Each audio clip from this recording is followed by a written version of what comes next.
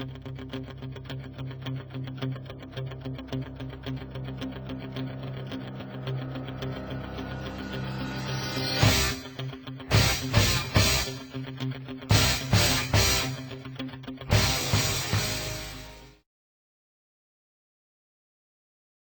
to Cup of Joe's, the show that comes out apparently whenever we damn well feel like it. I'm your league champion and host, Joe. As always, joined with me by the Tower of Power, the man of the hour, my co-host, Joey. Joey, how you doing? Great. Sorry for the almost 12-month gap in between seasons. I trust you have your issues handled. I'm taking it day by day, and hopefully we'll go uninterrupted this year. Yeah. But let's get right into our fantasy football draft, which occurred yesterday in the Feldetta Family Fantasy Football League. Wow, graphs. So Nick earned the first pick in the draft with his with our Game of Thrones draft decider. He had Bran Stark, who ended up as the king of the Seven Kingdoms, sitting on the Iron Throne, and he got the first pick. With that first pick, he took Saquon Barkley. If you look at Nick's draft, just up and down, top to bottom, is a really solid draft for him, considering he kind of phoned it in. I like what he's got with his wide receivers, Tyreek Hill, Juju Smith-Schuster, Saquon Barkley. A little bit of a question mark at his second running back position with the rookie out of Oakland. You never know what a rookie's going to give you, but he's got one of the best tight ends in football in George Kittle. Probably the best defense in Jacksonville. And I think there's some nice players there in his flex spot with Alshon Jeffries and some bench depth with guys like Robbie Anderson, where I think top to bottom that's going to be a pretty formidable lineup this year. I agree. But one thing I find kind of interesting is that the only Eagles fan in the draft chose the only Giants player that was actually good this year. Yeah, so I guess Nick's got the unfortunate job this year of having to root for the Giants, or at least the running back. Yeah. So the second pick in the draft this year went to Matthew. Matthew had Sansa Stark, who ended up the Queen of the North. With his first pick, he took Alvin Kamara. Followed it up with Leonard Fournette and Keenan Allen. I think that's three really strong draft picks there. He has Aaron Rodgers, which is always top flight quarterback. He's got Zach Ertz at tight end. Again, probably the number 3 tight end in fantasy football, so he looks good there. Marlon Mack is in his flex position, which I think is a really solid flex spot. Whenever you get a starting running back in your flex spot, you always really like that. I guess you would say if there's question mark on Matthew's team, it's with Larry Fitzgerald. Little long in the tooth, Larry is. Listen, okay? Anyone who went out of their way and chose Larry Fitzgerald, respect. I mean, they're not going to win games, but respect.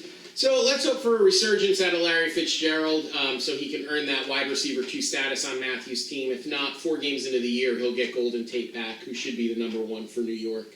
He could probably plug into that wide receiver 2 spot. Joey, we've got to talk about your team next. I think some really savvy drafting on your part. You got Christian McCaffrey and Todd Gurley with your first 2 picks. Always going running back with your first 2 picks. A very savvy veteran move to do. Very safe move. You have a very dynamic playmaker in Mike Evans at wide receiver, and another dynamic playmaker in Stephon Diggs at wide receiver.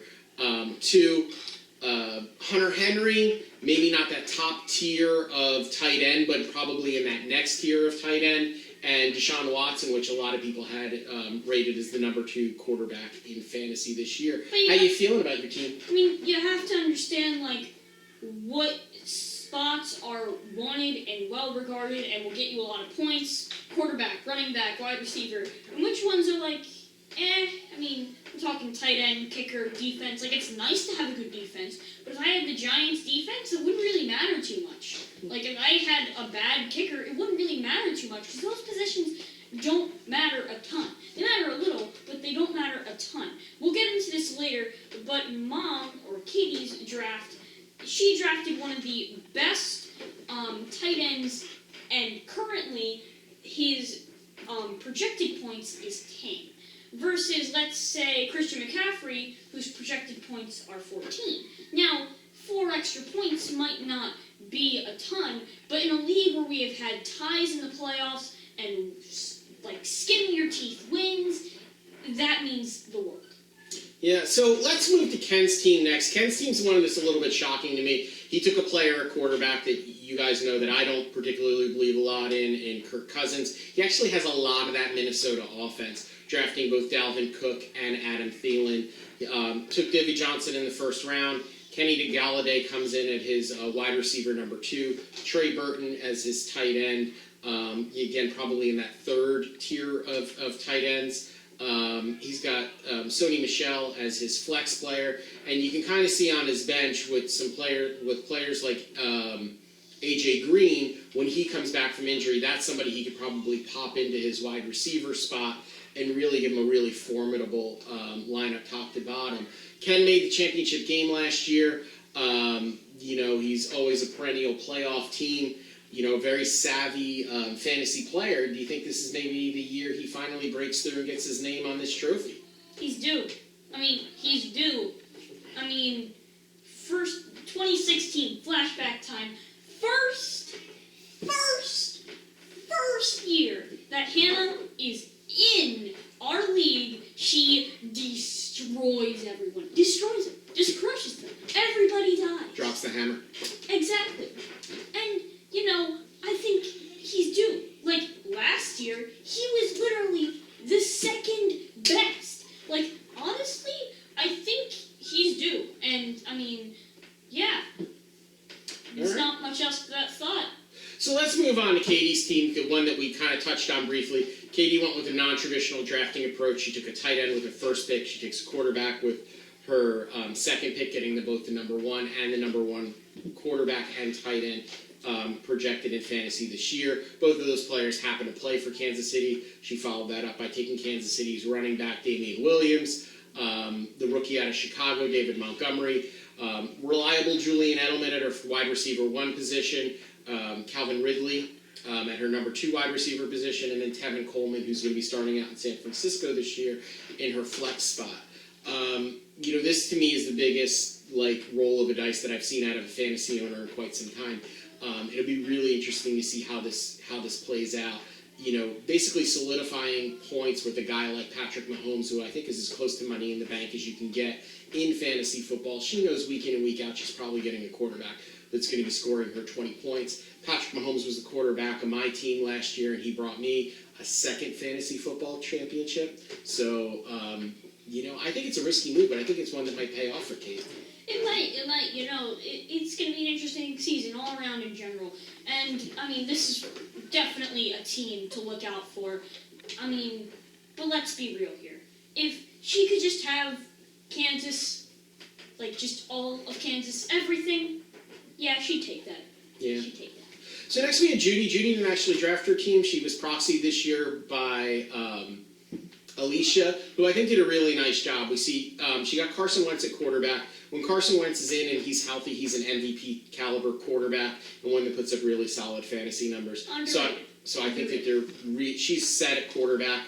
The wide receiver situation, she's got DeAndre Hopkins, who's probably the best wide receiver in football. Again, another member of my championship team last year. Odell Beckham Jr. Out in Cleveland this year. You would figure that his production would be as steady as it's ever been. And then you kind of have her 2 running backs, Kerryon Johnson, a bit of a question mark. We don't know what to expect, but he's starting in Detroit. And Derrick Henry, who had a real nice year for Tennessee last year. Honestly, yes, me, compadre. There's one thing I would like to say is that, honestly, I don't trust Odell Beckham, or for that matter, Julio Jones, but that's a different matter.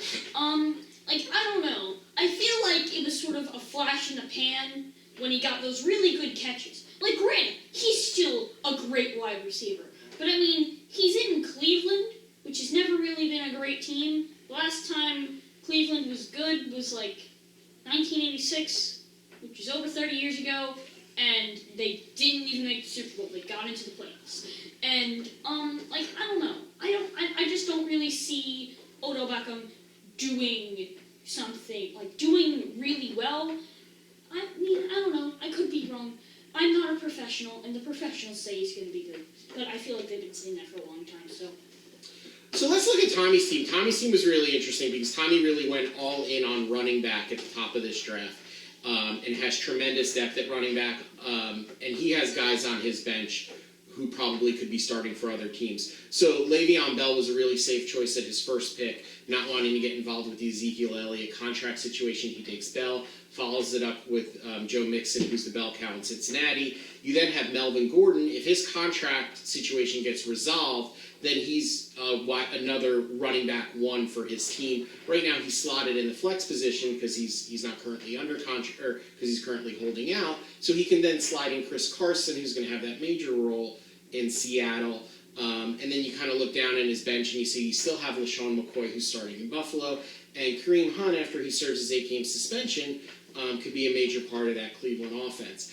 Tommy's top-to-bottom strength in running back is really, really impressive. Yeah, he's prepared. Yes. It cost him a little bit, you see, at wide receiver. He took tight end really, really late, hoping for a resurgence out of Greg Olsen, that he can return to maybe some younger form. But whenever you have depth at running back, you always have the chips that you need to make a trade to strengthen your team where you need it. So, I think that depth at running back is never a bad move. So then we kind of look at what Tom did. Tom was another auto draft this year. He ends up with Baker Mayfield, who a lot of people are expecting with all the weapons in Cleveland. He's really going to take a step forward this year with Jarvis Landry and Odell Beckham. He kind of has Ezekiel Elliott, which you're a little bit worried about the holdout, but he did ensure that draft pick by taking Tony Pollard later.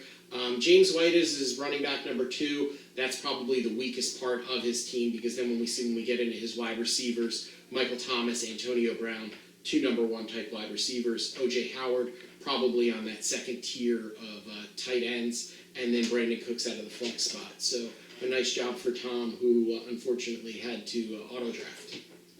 Yeah, I mean, there's nothing wrong with trusting the professionals. They are literally paid to, study football meticulously. We are,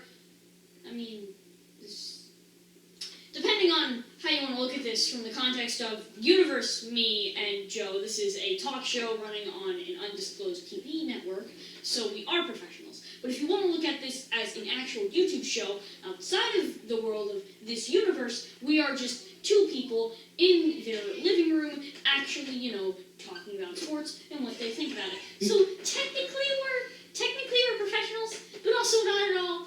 Take your pick. Wow, that was a really meta joke. Let's move on. All right, so now we're going to get to my team, is the team that hopefully will help me defend my championship. Under my first championship was won by the Average Joes. They rode off into the sunset victorious, taken over by the Raccoon City Stars, who brought me to the promised land last year. And now this year, the Pawnee Drunken Savages will have to pick up the reins from the Stars and hopefully bring me my 3rd championship. And the team that hopefully is going to do it for me, I love Russell Wilson. I just think he's a stud quarterback. I was really happy to get him. Aaron Jones and Devontae Freeman as my running backs. I don't think either one of them are an RB1, but I think both of them are probably mid-tier RB2s. The real strength in my team comes at wide receiver with Devontae Adams and Julio Jones. They were my first 2 picks. I was happy to get Evan Ingram. I kind of see him as that top end, tier 2 tight end. So I was happy about that. And then Cooper Kupp in that flex spot, I think, is just a real integral part of a very high-powered offense. So I think he'll get some nice production out of it. The Drunken Savages. Yes, the Pawnee Drunken Savages, which are going to be coached this year by Pistol Pete Basilio. Those of you might know him from his basketball fame. He's the one who hit the winning shot against Eagleton. You do you, man. You do you. Let's talk about Hannah's team. Yeah. Hannah's Purdue bias comes out, as it always does, as she drafts Drew Brees as her quarterback. She's going in there with James Conner, who had a very good year taking over for Le'Veon Bell last year in Pittsburgh. I think a really safe choice at running back, along with Nick Chubb. Nick Chubb, I think, can really have some good production for Cleveland. The thing that worries you most about Nick Chubb is what his role looks like when Kareem Hunt comes back. Amari Cooper and T.Y. Hilton, really solid wide receivers. She got Jared Cook at tight end, Mason Crosby as her kicker. Darius Geis, the rookie running back in Washington, which I thought was kind of interesting. And then we kind of look up and down her bench. We see Jarvis Landry, who is certainly somebody that could have the type of production that could be a starter for Hannah. So what do you think about Hannah's chances of returning another trophy to Louisiana? I mean, I'm not sure if I fully understand what you just said, but technical talk, mildly funny joke, you laugh slightly, existence. Awesome. So that's a little bit of a recap of our draft. As always, we will do our pick'ems. Of course, we are both 0-0 on pick'ems this year. Let's take a look and preview Week 1.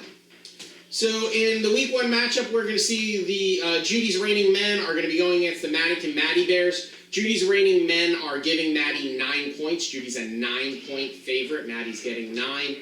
What do you think about this matchup? Who are you picking to win? I mean, a bunch of walking people, probably in the rain, versus a bunch of bears. What's going to win? I mean, they might have guns or something, but it's a bunch of wild bears which are hungry because they haven't eaten in almost a year. So, yeah, betting on the bears. But I'm not old enough to bet, so metaphorically betting on the bears. I'm going to go with Judy on this one. I really like how Alicia drafted that team. I think as long as Carson Wentz is playing, she's going to get good production at a quarterback. So if he's healthy, I'm going to roll with Judy and the reigning men this week. Next matchup is a matchup of the South Park Cows and Tommy's running back factory against Hannah's Luck Beat a Brady tonight. Tommy is getting 1.5 points. Hannah's favored by 1.5 points. Who do you like in this one? I mean, I don't know. I mean, the one problem with Luck Beat a Brady tonight is that they don't even have their star player anymore, Tom Brady. He's off with a different team doing whatever the heck he's doing. I mean, how are you supposed to win without your star player? They literally named the entire team after him. I think the team name was to point out how Andrew Luck was supposed to beat Tom Brady. Well, then they don't have Andrew Luck! Either way, they don't have their star player! I'm going to go with Tommy as well. I believe strongly in running backs, and Tommy's got a whole ton of them, so I'm going to take Tommy. Yeah. All right, so next we have Finkel is Einhorn against Team Punisher. Team Punisher is getting 3.8 points. Finkel is Einhorn is favorite. I'm going to take the favorite in this one. I'm going to go with Finkel as Einhorn. I like Nick's team up and down. I think he did a really nice job drafting. Like the running backs, like the wide receivers, like what he's got going on there. I'm not 100% sure Ezekiel Elliott's going to play Week 1. And as serviceable as Tony Pollard might be filling in, he's not Ezekiel Elliott. And without your number 1 draft pick playing, it's hard for me to pick you. So I'm going to go with Nick. Yeah, I kind of have to agree. I mean, you don't have your number 1 player. That's why Luck Beat a Brady tonight is going to lose, because you don't have either of your players. Hey, screw up! Still upset. In a rematch of last year's championship game in the Mott Bowl, we have Kevin O'Shea's Cowboys against the Pawnee Drunken Savages. The Pawnee Drunken Savages are getting 6.8 points. Joey, who are you picking to win? The Pawnee Drunken Savages sure do look like a jolly bunch of fellows who are, good. They are good. Quick question. I thought you were off alcohol, and you named your team after alcohol. You sure? I mean, it's okay if you're not. We can talk about this. I am also going to take myself to win. Next game, we got Katie's Kansas City Kittens against your team, Joey, the... What the? I spent so much time on this logo! What happened? I spent so much time! No, fine. Our team name is now name.png, because apparently Photoshop hates me. Joey, you are giving 12 points to Katie. I mean, that's a pretty big margin, Joe. I gotta say, 12 points, you did some really solid drafting. I like your team. I'm taking you to beat Mom this week. Okay, I would say, I'm not trying to be rude here. Normally I would say, you never underestimate a cat, they'll ruin your life, which is still true. But 10 points, that's a lot of points. I have to go with myself, I'm not trying to toot my own horn. I'm just saying, seem like the victor here, and also I'm better than all of you. Anyways, moving on. Alright, Joe. We're at the time where I'm going to ask you for your championship prediction. But I think before we look forward at this year and who will win the Mop Bowl this year, maybe we should just take one moment to look back at last year's 2018 Mop Bowl champion, the Raccoon City Stars. Roll it.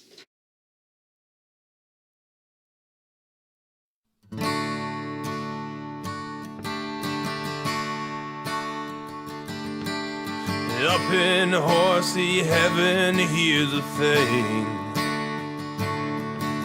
You trade your legs for angels' wings. And once we've all said goodbye, you take a running leap and you learn to fly. Bye-bye, little Sebastian.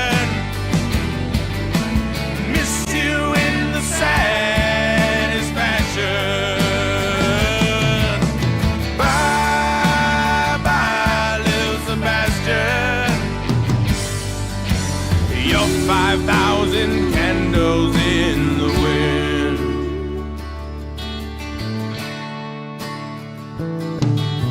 And though we all miss you every day, we know you're up there in heaven's hay. But here's the part that hurts the most.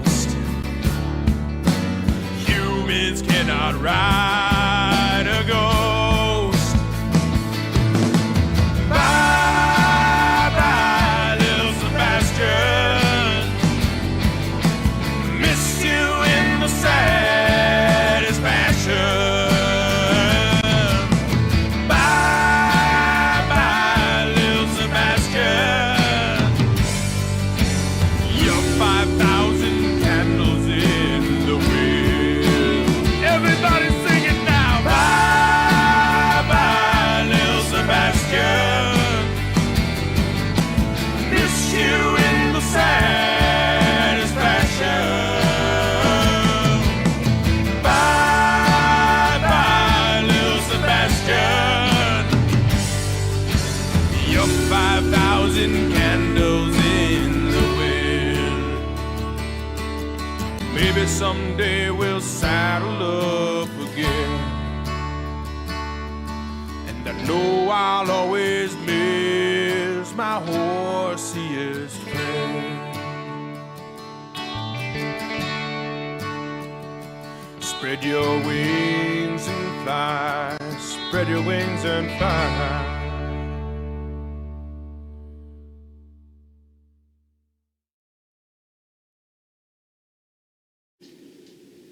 You just put that in so you could, again, remind us that you won. Good job. Very 100%. Very humble. Very humble. Anyways, Prediction on a champion this year, Joe?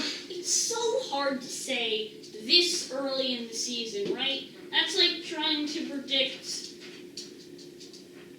what predictions you'll make next year. Who knows? Who even knows what's going to happen next year? Or in the next millennia? Or in the next decade? All I know is that I'll still be the best person alive, but whatever. I don't know. I really don't know. I mean, Matthew looks good. Everyone looks really good this year. I mean, it's hard to say. It's hard to say.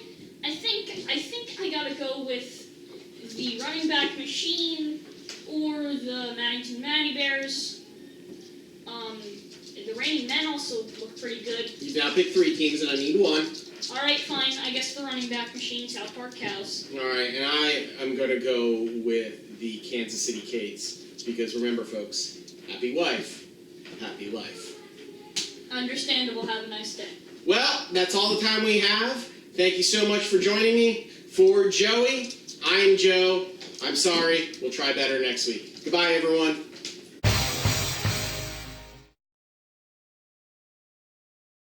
Hello, gang! We are back with another show. The OT with Tony. We're going to be watching a single Stuffy battle, and we'll see a continuation next week. Yeah. Hopefully. And then, alright now, I'm gonna pick a stuffy from this couch bin because now Let me. It is. Gary! Gary, what the Versus. No, I stop it. Wait. Okay, let's get back. It looks like you have to fight against Bartman.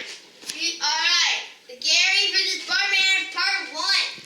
Alright, is everyone ready for a clean and fair match? That's right, and we are, okay? I don't want to see any cheat tricks, okay? 3, 2, 1, exist! Okay, let's see what they're doing. Bartman's using his twisting tool, but Gary's doing his guy, Gary boy. But Gary's bullying him. But Bartman's trying his bull Luca, but he's doing it crazy, and looks like he's using his soul gem. We'll be popping Gary, snail minion, snail pet